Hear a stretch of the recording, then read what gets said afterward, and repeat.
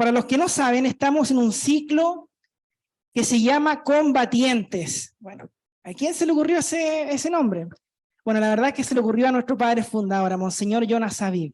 Nosotros nos estamos basando en una serie de libros, que son 6, y ya partimos con la primera serie, que fue Combatientes en la Esperanza, que fue hace 2 semanas, con nuestro querido hermano Alejandro Manríquez.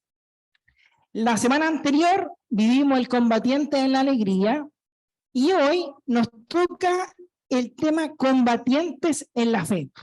Todo es posible para el que cree. Repitámoslo juntos. Todo es posible para el que cree. Vayamos guardando desde ya esa palabra, vayamos masticándola en nuestro corazón. Son un poco básicos, pero yo fui al diccionario a buscar qué significaba combatiente. Y la primera frase que me apareció fue que combate. Bueno, no me sirvió mucho, pero la segunda sí me gustó harto. Y la segunda decía, soldado que forma parte de un ejército. Esa definición me gustó harto. ¿Por qué? Porque miren, si uno revisa este libro, el primer párrafo que aparece es una palabra del libro de Joel. Joel 4:9. Yo lo voy a leer. Anuncien esto a las naciones. Declaren la guerra santa. Llamen a los valientes. Que avengan y avancen los guerreros. Que hagan espadas de sus asadones y lanzas de sus hoces. Y que el débil diga, yo soy fuerte. Hay otra traducción que dice que el cobarde diga, soy valiente. Palabra de Dios. Te la vamos a leer entonces. El mismo profeta que un capítulo antes dice, anuncia, derramaré mi espíritu sobre toda la creación. Sus hijos e hijas profetizarán, los ancianos tendrán sueños, los jóvenes tendrán visiones. Un poco más adelante dice, prepárense para la guerra, declaren la guerra santa, que vengan y avancen los guerreros. Dios mío, el padre Jonas parte el libro diciendo, estamos en una guerra. Yo no sé cuándo habrá sido la primera edición, esta edición es del 2014. Pero nosotros sabemos por nuestro padre fundador que era muy profético. Ya en los años 90 estaba hablando de la segunda venida, del nuevo orden mundial, un montón de cosas que son locura todavía quizás para algunos, pero que ya se empiezan a ver ciertas cosas que van a empezar a ocurrir, ¿cierto? O que ya están ocurriendo. Y él nos dice, estaba en una guerra. Y si uno se pone a pensar, hermanos queridos, es verdad, estamos en una guerra. Nosotros en la semana, para los que no saben, estamos reunidos en el cenáculo. Aquí hay varios cenáculos que nos juntamos semana a semana o a compartir, a orar. Y estábamos haciendo oración de intercesión y el Señor nos regalaba un pasaje del segundo libro de los Macabeos. Resulta que en este pasaje, Judas Macabeo, que era el líder del pueblo judío, estaba recibiendo una noticia de que iba a ser invadido por un rey que tenía un ejército muy grande, hermanos, muy grande. Ellos siempre fueron, el pueblo judío siempre fue un pueblo pequeño con respecto al resto de las naciones. Entonces, iban a ser atacados. Y resulta que Judas Macabeo dijo, ¿saben qué? Proclamen un ayuno, hagamos oración. Y ellos estuvieron 3 días orando, 3 días rezando, hasta que el Señor les dio una estrategia. El Señor les dio una estrategia y les dijo, no esperen a que el enemigo entre en la ciudad. Entonces, confiado en el Señor, él atacó por sorpresa al enemigo. Y la palabra va a decir que él atacó para defender su ley, porque él decía, podemos perder nuestras leyes, podemos perder nuestra patria y podemos perder nuestro santo templo. Y para gloria de Dios vencieron. Pero resulta que yo reflexionaba respecto a ese punto. Porque si nosotros nos ponemos a pensar, hermano, acá en Santiago, la verdad es que el enemigo ya entró en la ciudad. ¿Sí o no? El enemigo ya entró en la ciudad, el enemigo ya entró en este país. El enemigo ya entró en nuestras casas, hermano, ya entró en nuestras familias.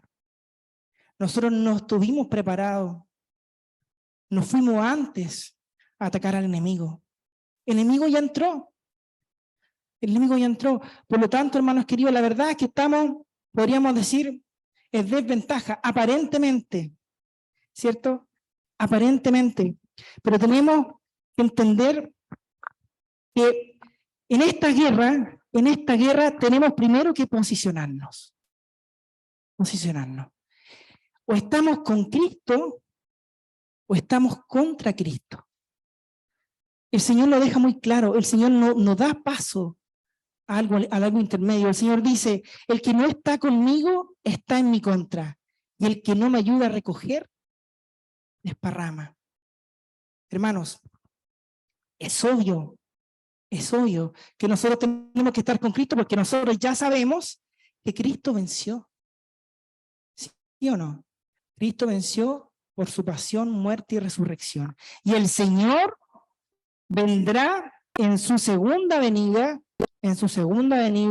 que nadie sabe el día ni la hora, pero el Señor vendrá en su segunda venida para juzgar a vivos y muertos. El Señor vendrá en su segunda venida para poner punto final, acabó al ministerio de la iniquidad, a la fuerza antirreligiosa de la que habla San Pablo en la segunda carta de los Tesalonicenses. Y el Señor va a venir a gobernar, a triunfar, a poner ¿a quién bajo sus pies? ¿Será que va a poner a la persona que nosotros creemos que es nuestro enemigo? ¿Será que nuestro jefe en el trabajo es nuestro enemigo? ¿Será que la persona que habla mal de mí es nuestro enemigo? No es cierto. ¿A quién va a poner bajo los pies? A Satanás y sus secuaces, porque nuestra lucha no es contra carne ni sangre, ¿cierto? Es contra los principados, potestades y dominaciones que rigen este mundo de tinieblas. Y el Señor vendrá a gobernar. Entonces, hermanos queridos, mañana comenzamos un nuevo tiempo de Adviento. Y muchos se quedan solo en el recuerdo, en la preparación para la Navidad. Y es cierto, nosotros recordamos el nacimiento del niño Jesús, pero también nos preparamos, esperamos la segunda venida del Señor. Esa es nuestra esperanza. Nosotros ya sabemos que el niño vino hace 2000 años, el niño nació, nos vino a salvar. El Verbo encarnado. Pero también ahora en Adviento nosotros esperamos su segunda venida. Y es por eso que este tiempo es un tiempo de conversión. Este es un tiempo de conversión, hermanos queridos, porque no vaya a ser que el Señor venga en gloria y majestad y nos encuentre dormido. ¿Sí o no? No vaya a ser que, habiendo sido invitado al banquete, el jueves escuchábamos la palabra, toda la semana el libro de Apocalipsis, felices los invitados al banquete. Pero no será que, habiendo sido invitado al banquete, entre el Rey de Reyes y nos encuentre sin ropa de gala, sin ropa de fiesta. Entonces debemos estar despiertos, debemos estar preparados. Hermanos, Cristo ya venció y nosotros somos sus soldados. Y Monseñor Jonas en su libro dice que cuando la palabra habla de guerreros, la traducción al hebreo es Gibor. Y él dice, Gibor eran los soldados de la élite del rey, eran los que rodeaban al rey para protegerlo. Entonces, imagínense la bendición, imagínense lo que nos está diciendo el Señor. Nosotros somos sus soldados de élite. Dile a tu hermano que está al lado, tú eres un soldado de élite. Tú eres un soldado de élite. Amén. Tú eres un soldado, dirían por ahí. Entonces, como buen soldado, hermano querido, hermana querida, como buen soldado necesitamos ser entrenados. ¿Y quién es el que nos capacita? El Espíritu Santo, ¿cierto?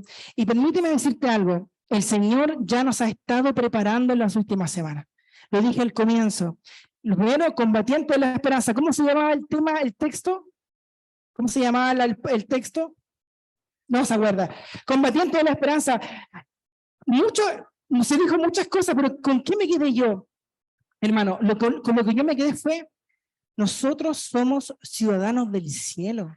Mira qué precioso. Nosotros somos hijos de Dios, ciudadanos del cielo. Hermanos, tenemos que tener puesta nuestra mirada en la meta, aquí en la gloria, aquí en el cielo, estar con el Señor, pero con nuestros pies bien puestos en el cielo, ¿cierto? No nos podemos entender de que estamos viviendo en este valle de lágrimas, que necesitamos servir al Señor, pero con nuestra mirada ya en el cielo. Y también tenemos que dejar de mirar hacia atrás, porque lo que ya pasó está en la misericordia del Señor. Lo que ya pasó está en la misericordia del Señor. Lo que queda por delante pertenece a la providencia.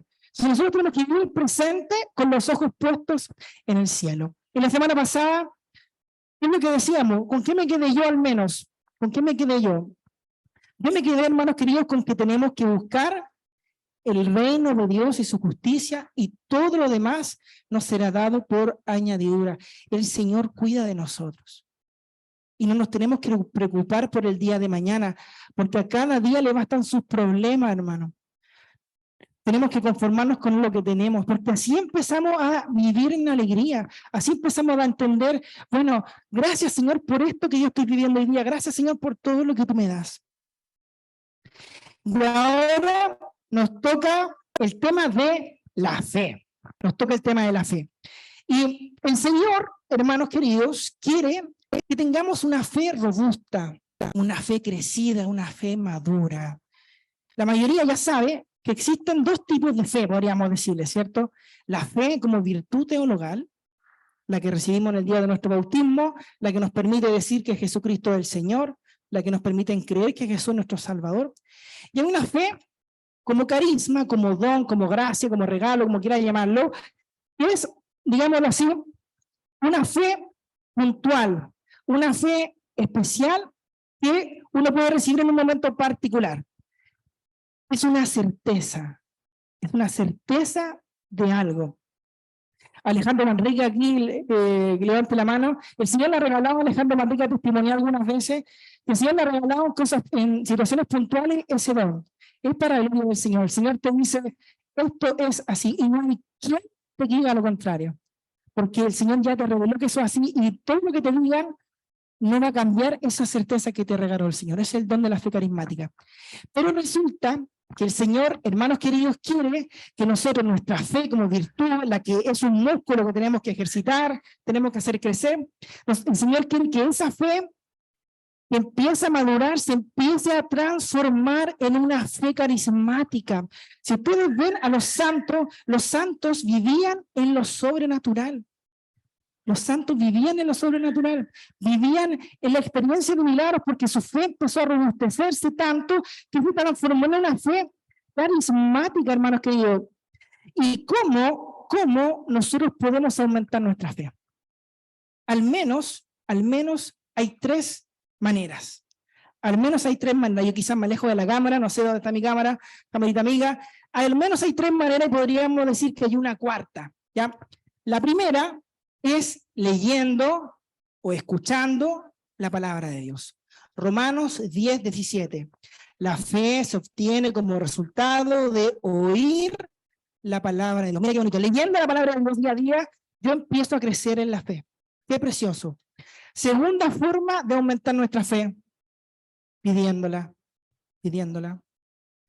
Señor, yo creo, pero aumenta mi fe. Cuando los discípulos también le dijeron, Señor, aumentanos la fe. Pidiéndola, hay que pedir la fe. Y la tercera forma, que tiene también algo que ver con la primera, es, escuchen bien, no se desconcentren, escuchen bien, testimoniándola, anótela. Con el testimonio nosotros también aumentamos nuestra fe. Porque resulta, hermano, es que en los primeros siglos del cristianismo no existía el Nuevo Testamento como lo conocemos. Entonces el Evangelio, la buena nueva, era traducido, era comunicada mediante el testimonio. La primera carta de San Juan va a decir, les transmitimos lo que hemos visto y oído para que nuestra alegría sea completa. ¿Ya? Entonces, primero, ¿cómo aumentamos nuestra fe? Con la palabra. Segundo, ¿cómo aumentamos nuestra fe? Pidiéndola. Tercero, ¿cómo aumentamos nuestra fe? Testimoniándola, hermanos queridos. Y una cuarta, si se quiere decir, viene el Señor y te la da, porque Él es Dios. Y aquí yo les recomiendo, a los que quieran, vean el testimonio de María del Himalaya.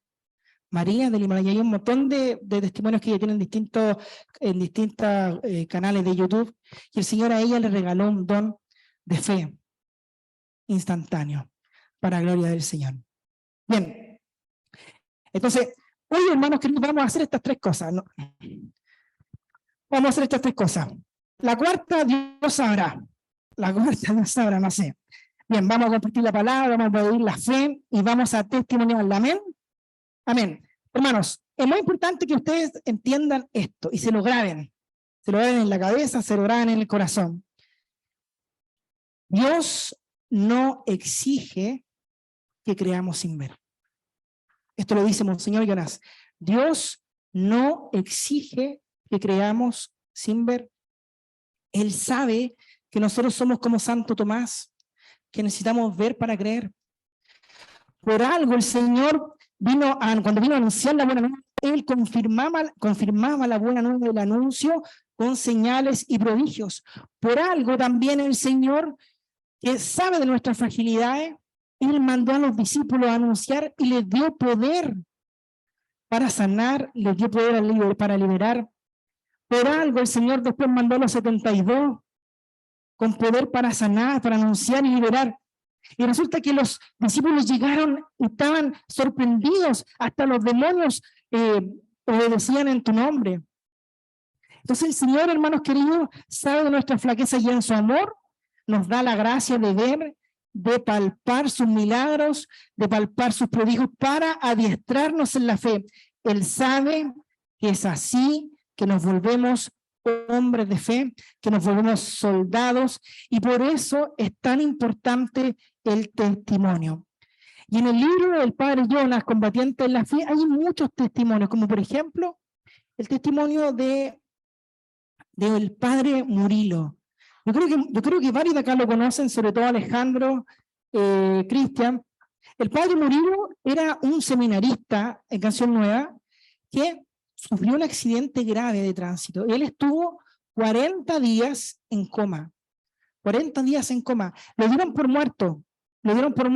Lo desahuciaron. El médico que lo estaba atendiendo pidió que por favor donaran los órganos para que pudiera salvar otras vidas. Pero resulta que el padre Jonás se negaba. ¿Y qué le hizo el padre Jonás? Levantó un SOS de oración por todo Brasil.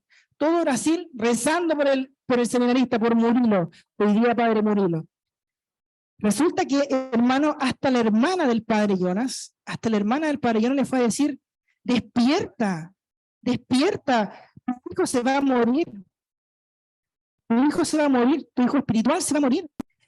¿No te das cuenta que no hay nada que hacer? La hermana diciéndole al padre Jonás, y el padre Jonás le dijo: hermana, yo sé, le dijo, yo sé que humanamente no hay nada que hacer, pero yo siento en mi corazón una certeza de que Murilo va a salir, de que Murilo va a salir de la UTI, y él va a volver a la vida.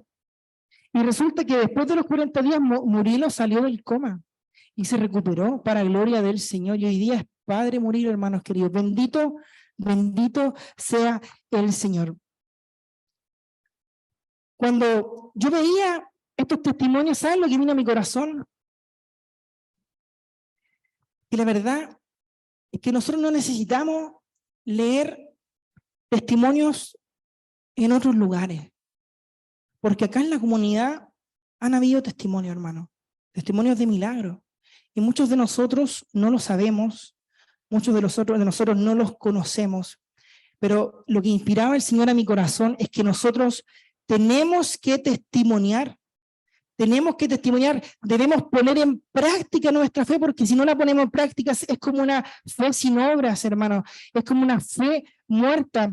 Cuando nosotros testimoniamos lo vivido y contamos aquello vivido, porque ya sea porque viví el milagro, ahí yo pongo mi fe a prueba.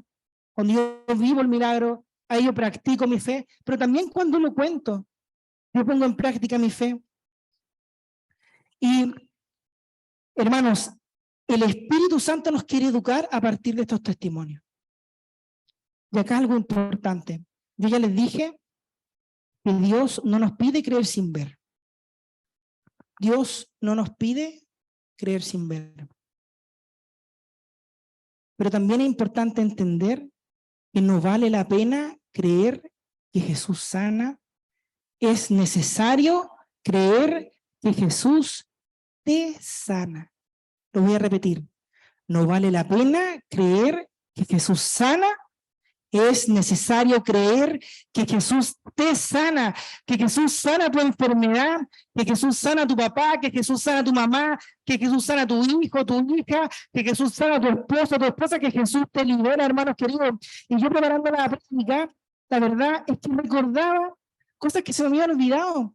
A mí el Señor me ha sanado. Y a mí se me había olvidado, yo en 2017 había tenido un encuentro con el Señor hace poco, estaba recién conociendo la iglesia, y resulta que en un momento, en marzo, yo recuerdo, mi hermano estaba caminando así. Yo llegaba en la noche y decía, Dios mío, ¿qué va a pasar cuando tenga 40 años? Vivía empastillado, ibuprofeno, ketoprofeno, ketorolaco, un montón de lacos. Y no sanaba. Y de repente, de un día para otro, se me pasó. Y no me di cuenta, sino hasta un par de meses posterior, porque no entendía nada, que me di cuenta que el Señor había obrado en mi vida. Y el Señor me sanó. Pocos años después, hermanos queridos, yo antes de deportista, ahora no se nota, pero resulta que yo quería volver a entrenar. Y yo antes tomaba proteína por el tema de rendimiento. Y un día iba al médico porque me hice unos exámenes de rutina. Nunca me lo hacía, yo creo que 10 años, 15 años que no me había hecho nada. Dije, me voy a hacer, era gratis, voy a hacerme el examen de rutina. Y en el camino se me ocurrió preguntarle al Señor y decirle, Señor, ¿sabes qué? A mí me gustaría volver a tomar proteína. Mira la pregunta, me gustaría volver a tomar proteína, porque quiero entrenar, Señor, y siento que con proteína voy a ser más fuerte, voy a ser más ágil, voy a rendir más. Dame una señal. Bueno, llegué al médico, es un poco tragicómico, llegué al médico y la verdad es que el médico me veía, sabes que está súper bien, y de repente dice, ¿sabes qué? Tienes problemas en los riñones. Y yo dije, chuta, ok. Uy, ¿sabes que también estás con un poco de resistencia a la insulina? Chuta, te voy a mandar al nutriólogo. ¿Ya? Llegué al nutrióloga, y ¿sabes lo que me dijo la nutrióloga? ¿Sabes? No sé qué hacer contigo. Porque si te doy esto para la resistencia a la insulina, te va a afectar el riñón. Y lo malo es que el riñón está precioso, pero perdió la funcionalidad, está perdiendo la funcionalidad. Y si te doy algo para el riñón, te va a elevar el tema de la resistencia a la insulina. Así que no sé qué hacer contigo. Esperemos un tiempo y repitamos los exámenes, me dijo, a lo mejor puede haber alguna variación. Y yo, como buen Pablo, me fui y yo dije, ya señor, entiendo, no tomo más proteína, pero por favor sáname. Esa fue mi oración, por favor sáname. Pasó el tiempo, a mí se me olvidó, no fui al médico, y resulta que a los 6 meses al año me volví a repetir los exámenes, yo en mi corazón sabiendo que estaba enfermo en los riñones, y llego del médico y le digo, ¿cómo están mis exámenes? ¿Están todos bien? Oiga, le dije yo, ¿sabe qué pasa? Que hace unos tiempos atrás me dieron estos exámenes y yo tenía problemas al riñón. No, ahora los exámenes están normales. Y yo dije, gracias, Señor. Porque yo sentí en mi corazón que el Señor me había sanado. Y a veces a nosotros, hermanos queridos, se nos olvidan las cosas que el Señor hace por nosotros. Por eso es importante a lo mejor tener un diario, tener un libro, para que notemos esas cosas y de pronto no perdamos esas experiencias para poder testimoniarla, hermanos queridos. Es necesario entender que Jesús nos quiere sanar a nosotros, no al de al lado, a nosotros. Hermano, nada es imposible para Dios. Todo es posible para el que tiene fe. No esperes a tener una gran fe. El Señor ya habló y dijo, si tuvieran fe como un grano de mostaza, hermano, nosotros tenemos menos fe que eso. No esperemos tener más fe. Aprovechemos la fe que tenemos y apliquémosla. Amén. Amén. Yo quiero invitar, porque les dije que íbamos a hacer las 3 cosas, ¿cierto? Compartir la palabra, pedir la fe y testimoniarla. Yo quiero invitar acá adelante a mi hermano Fabián, con mi cuñada, no sé si está por ahí. Ahí está. Porque el Señor ha hecho al menos 2 milagros en su vida, y ellos nos van a contar uno. ¿Ya? Quizás no todos conocen su historia. Ahora la van a conocer. Amén. Bendito sea el Señor. Amén. Seteaste las expectativas bien alto. No sé dónde quedamos mejor. ¿Quedas bien acá? ¿Sí? ¿Estamos bien? No, entonces ahí estamos bien. ¿Se escucha bien? Bien, no sé si todos nos conocen. Fabián Romero. Karin o Karen. Karim. Karin. más conocida como Karin, Karen Ocares. Casados hace 19 años, tenemos 10 minutos, nos dicen ahí. Perfecto. Clarísimo. Nosotros conocimos al Señor, yo creo que, a ver, yo a los 19, tengo 41. Más o menos juntos. 22 Lo años, conocimos, ¿no? más o menos, Que hace nosotros 22 años. de los 15, como para irnos más atrás. Muy bien, dale, entonces, excelente. Sí, pololeamos desde los 15, pololeamos como 7 años. Y bueno, nosotros conocimos al Señor en esa época, más o menos, habrá sido año 2000, sí, dejémoslo en el año 2000. Y la historia que les queremos contar tiene que ver con quizás para nosotros una de las experiencias más fuertes que produjo quizás como un golpe de timón en nuestra vida, un cambio de dirección. Porque nosotros entramos en la fe, conocimos al Señor, vivimos el primer amor, pero yo creo que no fue hasta ese instante y ese evento que yo al menos fuerte experimenté la desesperanza, la desolación, y vi cumplir las promesas del Señor en nuestra vida. Vamos a hablar acerca de nuestro hijo, Fabián Romero Jr., que nació el año 2003. Sí. Sí, confirma, año 2003. Él tiene hoy 19 años, entonces quería primero darles el contexto. Nuestro hijo hoy está grande, tiene 19 años y él nació el año 2003. Nosotros tuvimos a nuestro hijo antes de casarnos, entonces, fuera de esa historia de todas las dificultades que es tener un hijo joven, las dificultades en la familia, con los papás. Estando en la universidad. Estando en la universidad, muchas complicaciones, y eso da para otra historia. Obviamente nosotros siempre creciendo en la fe de la mano del Señor. Pero resulta que el día del parto, bueno, estábamos juntos y la verdad es que lo de nosotros fue una equivocación, ¿cierto? Nosotros adelantamos los tiempos y tuvimos a Fabiancito, pero yo anhelaba tanto ser papá que toda esta experiencia, todo este proceso del embarazo, yo lo viví con mucha esperanza, con mucho anhelo. Deseaba mucho conocer a mi hijo. Siempre tuve de chico no sé si soy como un poco serio, que me gusta la formalidad y me gusta también, digamos, proyectarme y pensar en el futuro, y siempre pensé en ser papá, en tener una familia, y mientras antes mejor. Pero no, en realidad eso no fue planeado. Pero cuando quedó embarazada Karin, para mí, esto obviamente Karin tendrá sus cosas que decir también, fue con mucho anhelo siempre. Entonces, después de toda la tempestad, la tormenta de la noticia de que Karin estaba embarazada, mi papá sufrieron mucho. Después de eso ya para nosotros era de la espera, era el anhelo, era el bebé, estábamos muy, muy contentos. Y el día del trabajo de parto, partimos al hospital y yo estuve ahí en el lugar. Bueno, pasaron varias cosas, vimos que la cosa no estaba funcionando bien, el bebé no salía, a Karin se lo tiraban encima con codo, de todas formas, de todas maneras, para que tratara de salir la bobita. Aportar más información. Sí, de ese momento. Bueno, nosotros llegamos, yo iba con mis contracciones súper bien, me fui cuando la matrona me había dicho que me tenía que ir, cuando fueran cada 10 minutos, etcétera. Llegamos allá, pero no había ginecólogo en el hospital.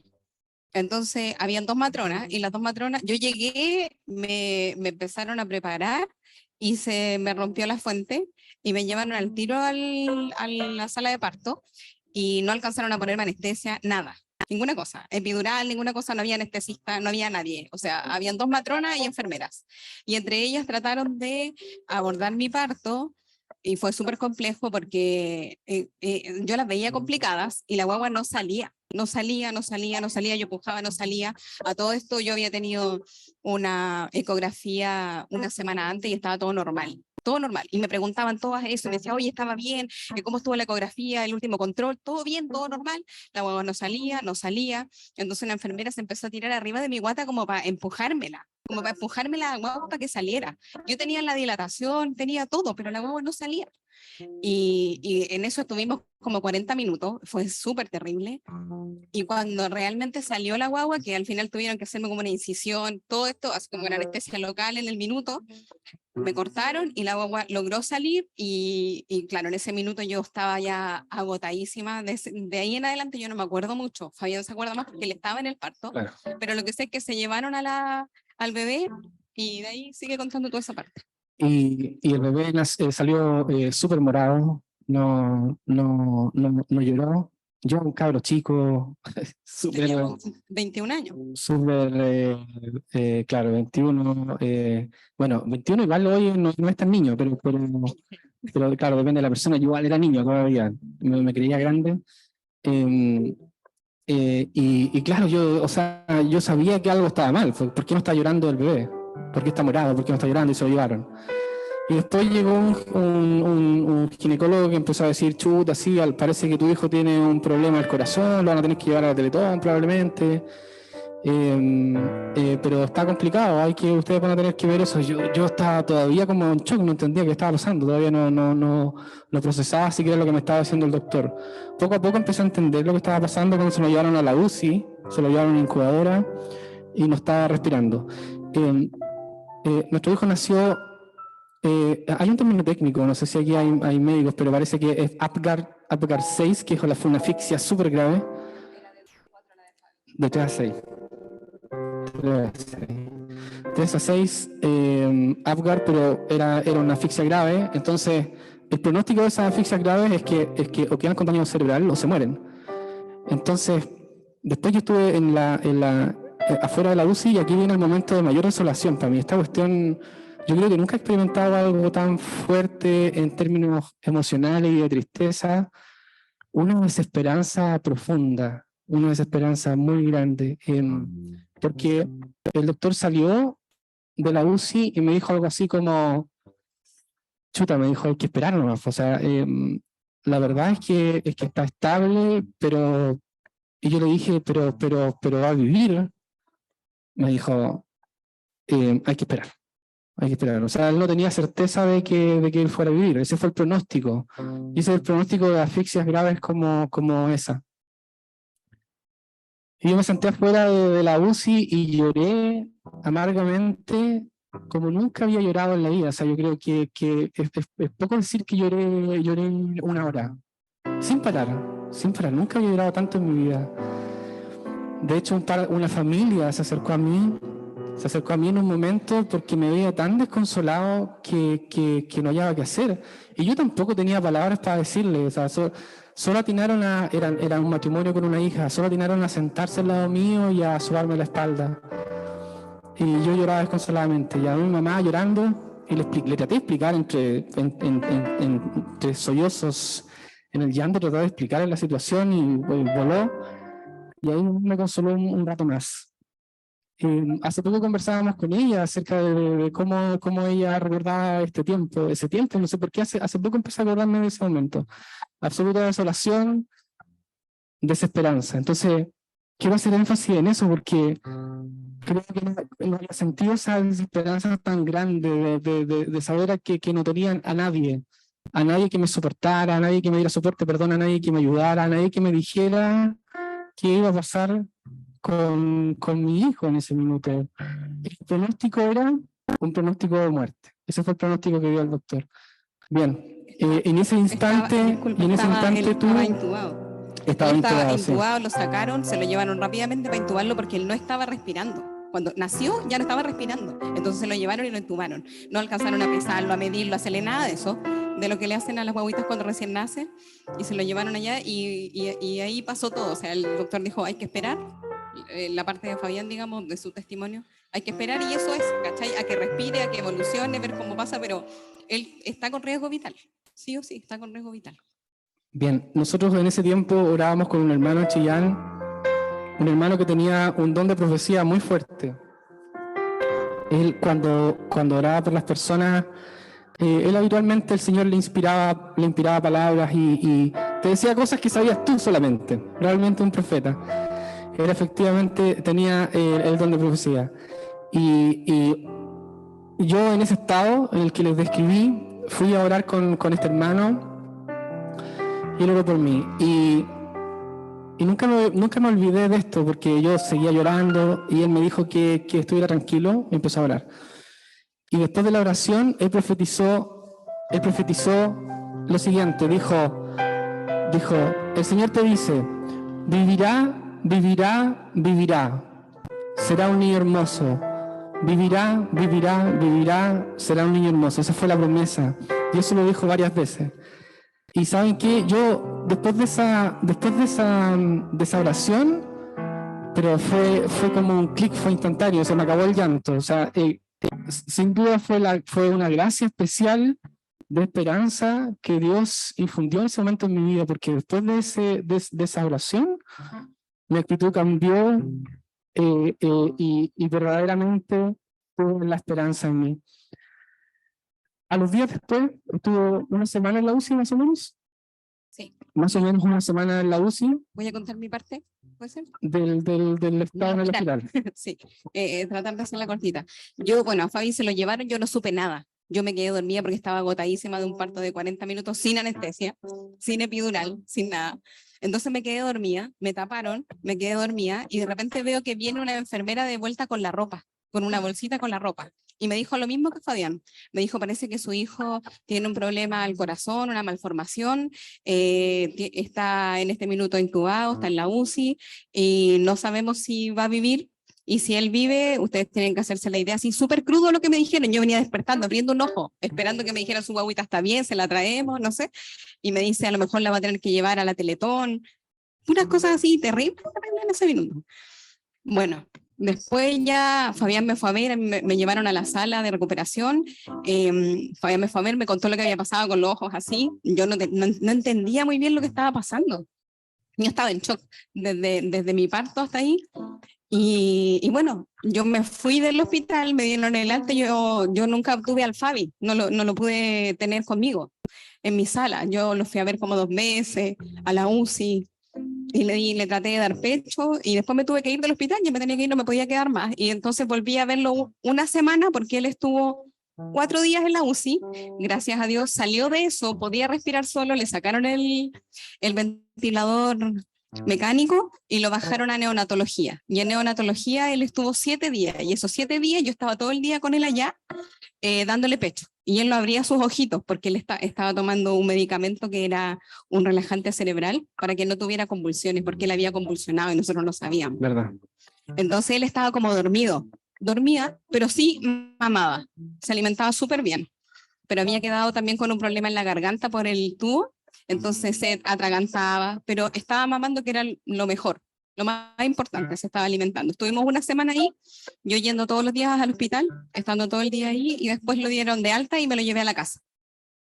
Después pasaron varios días de recuperación, de ir al doctor, y cada vez que a medida que pasaba el tiempo, y cada vez que visitábamos doctores, nos iban dando un pronóstico diferente en función de la evolución. Íbamos a ver neurólogos. A neurólogos. Entonces, sí, cuando ya salió de la UCI y dejó de correr, dejó de estar en riesgo de muerte, el pronóstico seguía siendo malo. Es como, mira, probablemente va a tener algún déficit, va a tener algún problema cognitivo. O sea, claro, hay que ver el daño neurológico con el que va a quedar. Con el que va a quedar, pero es como una certeza. Eso era seguro, había que ver qué daño era. Hay que ver cómo va a quedar tu hijo, cómo va a quedar, cuál es el daño cerebral que va a tener, el daño neurológico. Y con el tiempo, después cuando le empezaron a bajar el medicamento, empezaron a ver que el sistema motor estaba funcionando bien, que estaba reaccionando como un bebé normal, y era interesante ver cómo después que ya empezaba a evolucionar como un niño normal y se veía normal, el siguiente pronóstico era: tu hijo va a ser hiperactivo. Sí, no, probablemente tu hijo no va a tener un daño neurológico, pero sí va a ser hiperactivo. O va a tener epilepsia. Ese era el siguiente pronóstico. Y después pasó un tiempo, yo no quiero ir a ese detalle, porque ni me acuerdo del detalle de ese periodo hasta el punto del último control, pero hubo un último control con neurólogo en un consultorio, y él le hizo todas las pruebas motoras y dijo, tu niño está completamente normal, para la gloria de Dios. Amén. Gracias, sí. Para la gloria de Dios, está completamente normal. Y nosotros con Karim vimos ahí cumplida la promesa que nosotros recibimos en la oración. Hoy Fabiancito tiene 19 años, él está en la universidad. Él estudia licenciatura en astrofísica. Le encanta la física, la matemática, es súper cabezón, inteligente. No fue hiperactivo, un niño muy tranquilo, muy amoroso. Los que han tenido la oportunidad de conocerlo pueden dar fe de ello. Y nosotros cada vez que podemos en nuestra oración alabamos a Dios por ese evento. Siempre tratamos de recordar ese evento, porque para nosotros Fabiancito es un milagro caminante. Es acordarnos, y en nuestra oración siempre decimos gracias Señor por salvar a Fabiancito de la muerte. Y ese es nuestro testimonio, hermano. Le damos gracias a Dios por ese evento, porque eso siempre nos sostiene sobre todos los tiempos de desesperanza. Amén. Amén.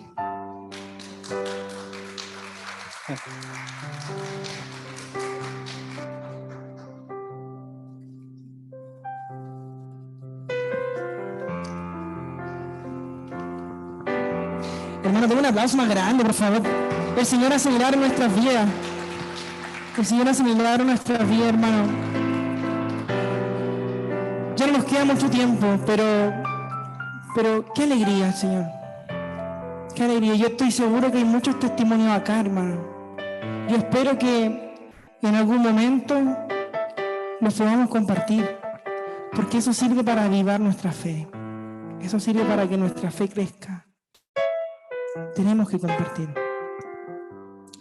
Continuando, hermanos queridos, yo les quiero invitar a que los que puedan abran la palabra de Dios.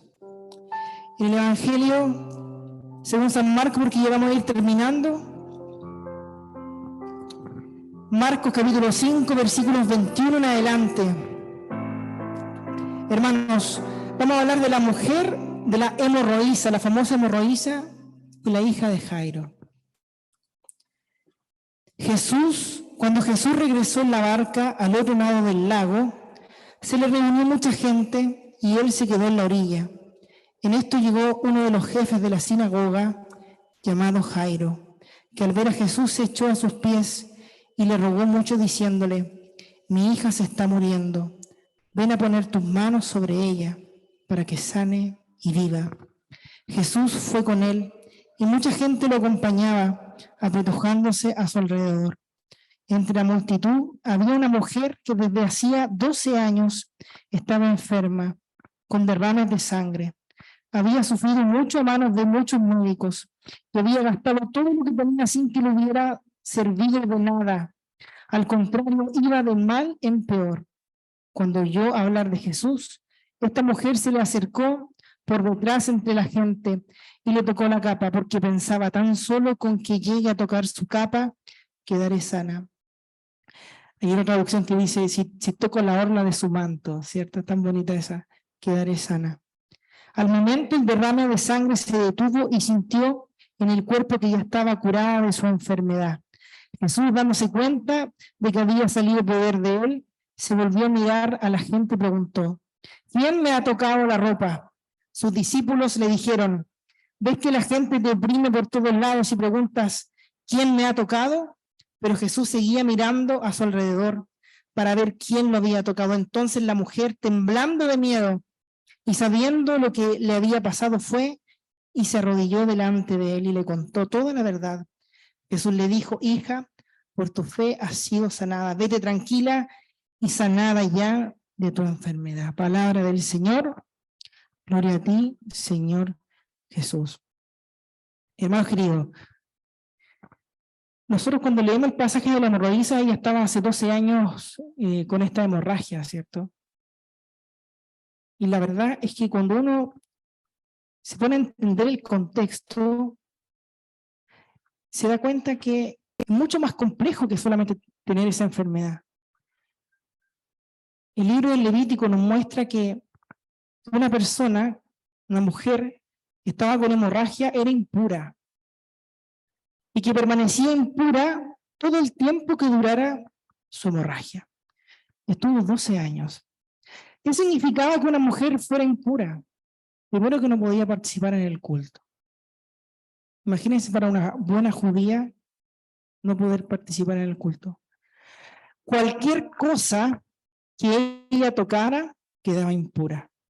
Cualquier cosa, cualquier persona que ella tocara quedaba impura. Imagínense el sufrimiento de esta mujer que hacía 12 años, en donde seguramente fue muy rechazada. Imagínense el dolor de esta mujer de no poder participar en el culto del Señor. Imagínense el dolor de esta mujer. Imagínense que eso le ayudó a gastar toda la plata que tenía. Podría decir que hasta podría estar en la miseria esta mujer. Ya no le quedaba plata, no le quedaba dinero. Fíjense ustedes lo que pasó. Dice la palabra en el versículo 27. Cuando oyó hablar de Jesús. ¿Cuán importante es el testimonio? Cuando oyó hablar de Jesús. Quizá, hermanos queridos, ustedes van a salir, se va a dar la oportunidad, el Señor les va a inspirar a contar su testimonio, a compartir lo que el Señor ha hecho en sus vidas. Y esa persona, al oír hablar de Jesús, van a hacer la fe, va a despertar la fe. Y el Señor va a hacer un milagro en esa persona. Hermanos, acá me quiero detener en el punto final. La hemorroísa se acercó a Jesús y le tocó el manto. Y la palabra va a decir que Jesús se dio cuenta que había salido un poder de él. Hermanos, la hemorroísa le arrebató el milagro al Señor. La hemorroísa le arrebató el milagro al Señor. Y aquí venía a mi corazón, por sus llagas hemos sido sanados. El Señor ya nos regala la sanación, hermano. El Señor ya nos regala, y la sanación se alcanza por la fe. Hija, por tu fe has sido sanada. Por tu fe has sido sanada. El catecismo de la Iglesia Católica nos va a decir: Jesús siempre responde a la plegaria del que le suplica con fe. El Señor siempre responde a la plegaria del que le suplica con fe. Y me gustó mucho esta explicación, hermanos queridos. Y esto es lo que nosotros vamos a hacer hoy día. La explicación de este pasaje dice: si Dios no nos concede nuestra petición, es porque nos tiene reservado una bendición mayor para nuestro beneficio. Entonces, ¿cómo tiene que ser nuestra oración? Nosotros estamos invitados a arrebatarle un milagro al Señor. Arrebatarle un milagro. Si el Señor nos quiere dar, vamos por ello. Pero como nosotros sabemos que nosotros queremos hacer, somos buenos cristianos, queremos que el Señor haga su voluntad en nuestra vida y no nosotros hacer la que nosotros queramos, tenemos que decirle al Señor: Señor, yo quiero esto, pero si tú tienes algo mejor para mí, yo quiero eso. Miren qué bonito. Señor, yo te pido este milagro para mí. Yo te pido esta sanación. Yo te pido esto, Señor. Pero si tú me quieres dar algo mejor, yo por dónde me voy a ir, Señor. Yo quiero hacer tu voluntad. Yo quiero eso que tú me quieres dar, Señor. Entonces, hermanos queridos, esa es la invitación del día de hoy. Súper simple. Súper simple. Arrebatémosle los milagros al Señor. El Señor te quiere sanar a ti. Nosotros siempre nos pensamos: el Señor sanó a tal, a cual. Dios quiere hacer un milagro en nosotros. ¿Qué pasó con Jairo? Cuando pasó lo de la hemorroísa, le fueron a decir: tu hija ya está muerta. Y el Señor le dice: no tengas miedo, solamente ten fe. Y el Señor fue y resucitó a la hija de Jairo. No tengan miedo, hermano.